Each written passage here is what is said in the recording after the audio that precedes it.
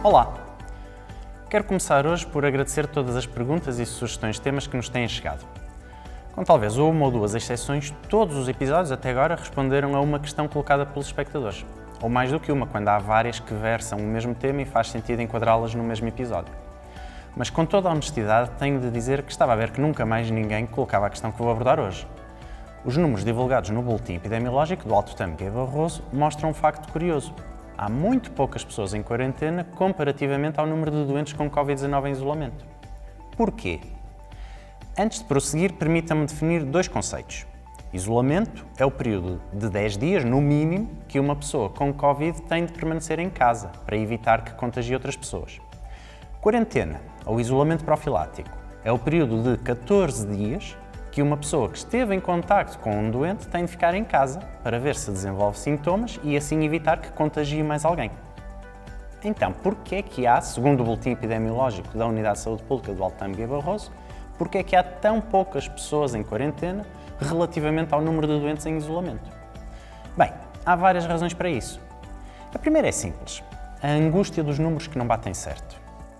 O número de doentes em isolamento, ou seja, as pessoas que foram diagnosticadas e ainda não foram consideradas curadas, o que também se designa por fase ativa de doença, o número de pessoas em fase ativa de doença está levemente sobreestimado, visto que a contagem dos novos casos é relativamente fácil e rápida, mas a contagem das altas demora às vezes alguns dias, ou seja, há um certo número de pessoas que já não estão doentes, mas ainda aparecem no mapa dos doentes em vez de aparecer no mapa dos curados. É um número pequeno, mas é uma das razões que concorre para a situação que estamos a analisar. Isto prende-se com questões de registro clínico, que nem sempre é feito da forma mais adequada e leva a estes problemas no levantamento e na análise dos dados. Por outro lado, o número de pessoas em quarentena está subestimado. Muitas vezes, a vontade de produzir informação esbarra em dificuldades técnicas, e este é um desses casos. As pessoas em quarentena, por relação com casos ocorridos em escolas, não são contabilizadas, meramente porque, até agora, ainda não foi possível conciliar a base de dados das escolas com o sistema informático que produz o boletim epidemiológico. Estamos a trabalhar para resolver o problema, mas até lá a realidade é esta, mesmo que não seja como devia ser. Mas, para além destas duas limitações técnicas, há mais 2 ou 3 motivos por trás dos números que vale a pena discutir. O primeiro é que uma parte não despicienda dos casos de Covid-19 identificados tem acontecido em lares de idosos, tal como tem sido noticiado pela comunicação social. Os lares de idosos são uma realidade particular, visto que uma grande parte dos seus residentes já vive uma certa forma de isolamento no seu dia-a-dia. Por esse motivo, os residentes de lares de idosos que ficam em quarentena quando ocorre um surto de Covid-19 no lar não são contabilizados no boletim epidemiológico.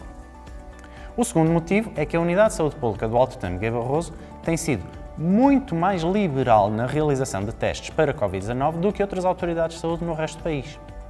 Temos ido bastante além das normas da Direção-Geral da Saúde no que toca à realização de testes, o que é o mesmo que dizer que temos testado todas as pessoas por mais ténue que seja a justificação para isso, enquanto uma leitura mais restritiva das normas da DGS poderia deixar muitas dessas pessoas por testar.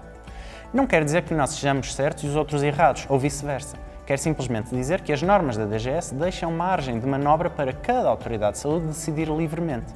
E nós, por cá, temos decidido a favor de testar. Mas isto tem 2 implicações. Aumenta o número de doentes e diminui o número de contactos em quarentena. Vejamos como. Ao testar, muitas dessas pessoas têm um resultado positivo. E em vez de fazerem 14 dias de quarentena, fazem apenas 7 e mais 10 de isolamento, porque estão afinal doentes.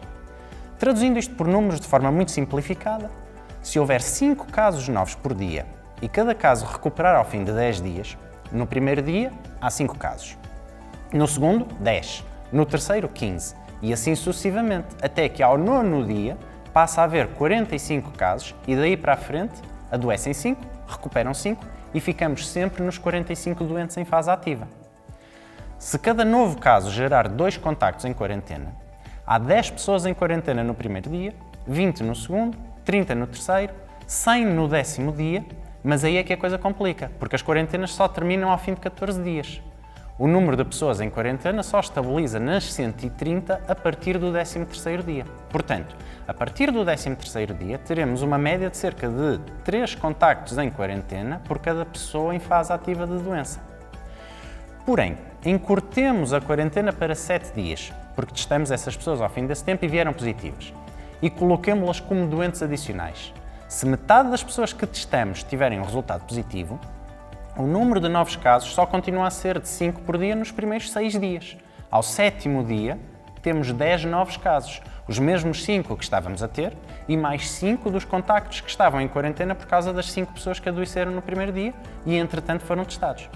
E assim sucessivamente. Em vez de estabilizarmos nos 45 doentes em fase ativa a partir do 9º dia, continuamos a crescer até ao 16º dia e só aí estabilizamos, já não nos 45, mas nos 95 doentes em fase ativa.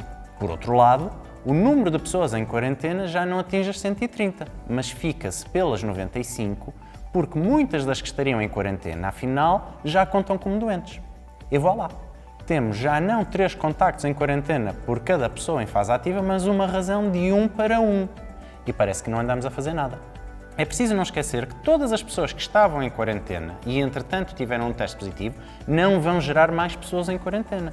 Pois o objetivo da quarentena é mesmo esse, garantir que, se alguém adoecer por ter estado em contacto com outra pessoa com Covid-19 que tenha sido previamente identificada, já não contagie mais ninguém.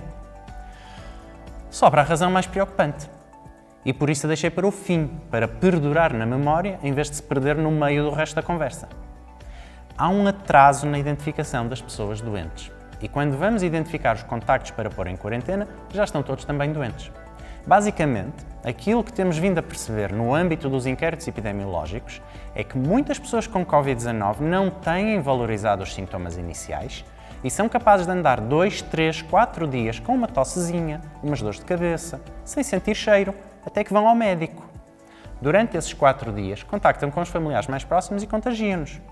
Entretanto, ao 4º ou 5º dia, lá vão ao médico, fazem o teste, o resultado chega no dia seguinte, é positivo e os familiares ligam todos para o SNS 24 com receio e vão fazer também o teste. Quando, um dia ou 2 depois, nós telefonamos à pessoa doente para lhe fazer o inquérito epidemiológico, descobrimos que o período de contagiosidade já começou há uma semana, que grande parte dos contactos de alto risco já fizeram teste e já tiveram um resultado positivo. Já se auto-isolaram, o que é bom, e já não temos mais pessoas para pôr em quarentena, porque já está tudo doente e isolado. E é por isso que eu deixo o apelo a que todos estejam muito atentos aos sintomas possíveis de Covid-19. Se tiver tosse, febre, perda dos sentidos do cheiro ou do gosto, dores de cabeça muito fortes, dificuldade ou dor a respirar, não facilite nem deixe andar a ver se passa. Ligue imediatamente para o SNS 24, 808 24 24 24.